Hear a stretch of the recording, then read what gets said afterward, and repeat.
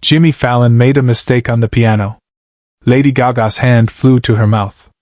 And the production crew started crying. March 2024. The Tonight Show starring Jimmy Fallon. Studios 6A at 30 Rockefeller Plaza. Lady Gaga was scheduled to perform a stripped-down version of her latest single. Just her voice and Jimmy on piano. Simple. Intimate.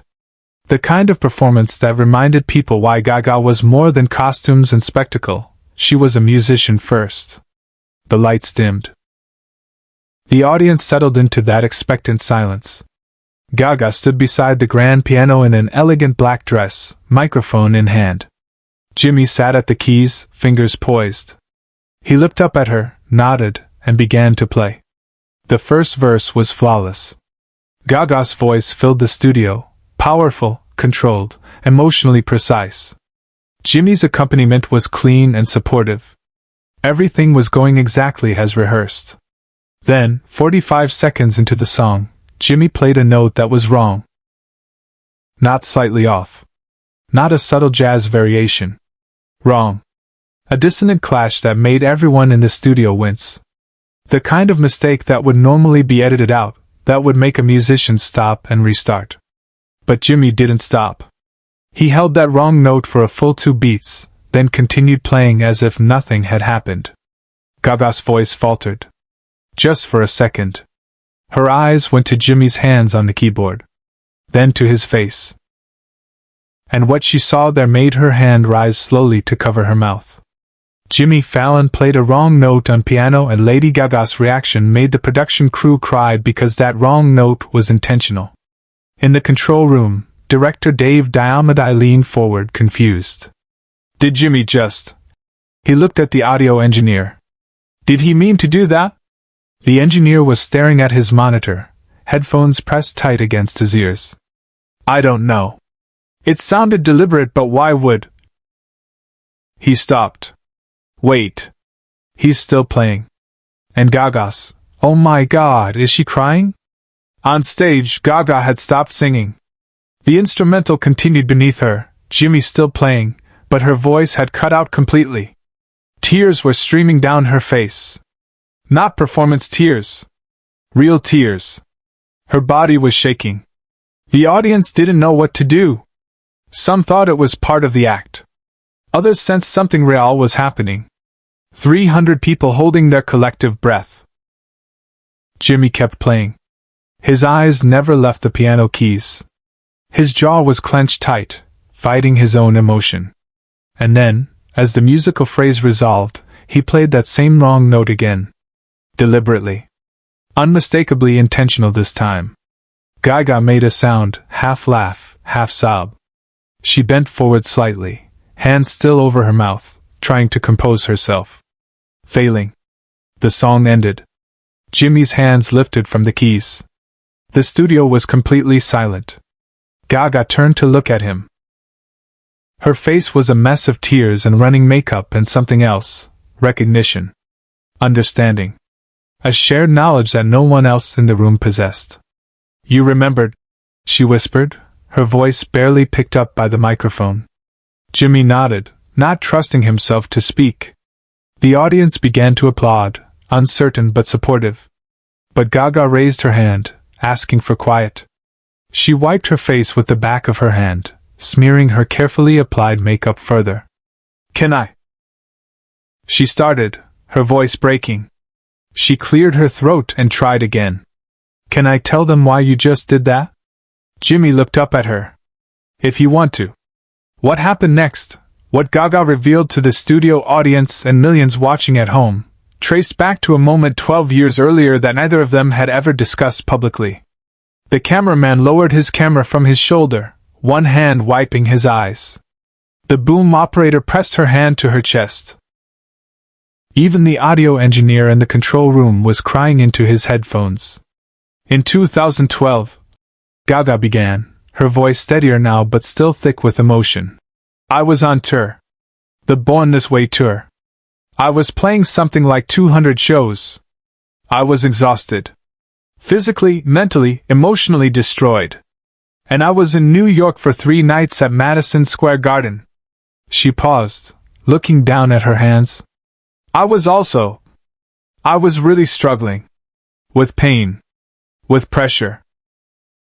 With not knowing if I could keep doing this. If I even wanted to keep doing this. The studio was absolutely silent. This wasn't the Lady Gaga people expected, not the performer, not the icon. This was Stefani Germanotta, vulnerable and real.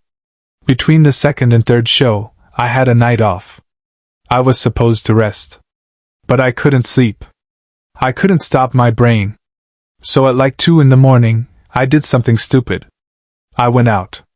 Alone. No security. Just me in a hoodie and sunglasses, walking around Manhattan like a regular person. A few people in the audience laughed quietly. The idea of Lady Gaga trying to walk around New York anonymously seemed absurd. I ended up in this tiny bar in the West Village. Gaga continued. Place called Marie's Crisis. It's a piano bar. People gather around and sing show tunes. And I sat in the back and listened. Nobody recognized me, or if they did, they were cool enough not to say anything. She looked at Jimmy. And then this guy sat down next to me. Jimmy smiled slightly, his eyes still wet. He looked familiar, Gaga said, but I couldn't place him. And he looked at me and I thought, okay, here we go, he's gonna ask for a photo or whatever. But he didn't. He just said, you look like you need to sing. And I said, I sing for a living. I'm so tired of singing. And he said, not performing. Singing. There's a difference.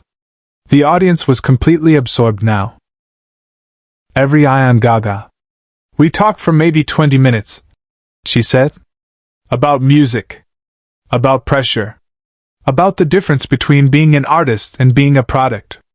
And then the piano player at the bar took a break and this guy. She gestured to Jimmy. He went up to the piano and started playing. Jimmy was looking down at his hands, a small smile on his face. He played this old jazz standard, Gaga said.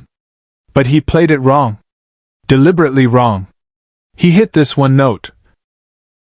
The same note he just hit tonight, and it was this jarring, dissonant thing that made everyone in the bar kind of cringe. And then he looked at me and said, see? Even the mistakes are music. You just have to know what to do with them. She laughed, wiping fresh tears. And then he played the most beautiful jazz improvisation I'd ever heard, building off that wrong note, turning it into something gorgeous. And I understood what he meant. That perfection isn't the point. That the mistakes and the pain and the weird dissonant parts of life, those are what make the music real. Behind the cameras, the production crew was openly crying. A camera operator named Marcus had tears streaming down his face. The stage manager, Kelly, was pressing tissues to her eyes. I didn't know who he was, Gaga said.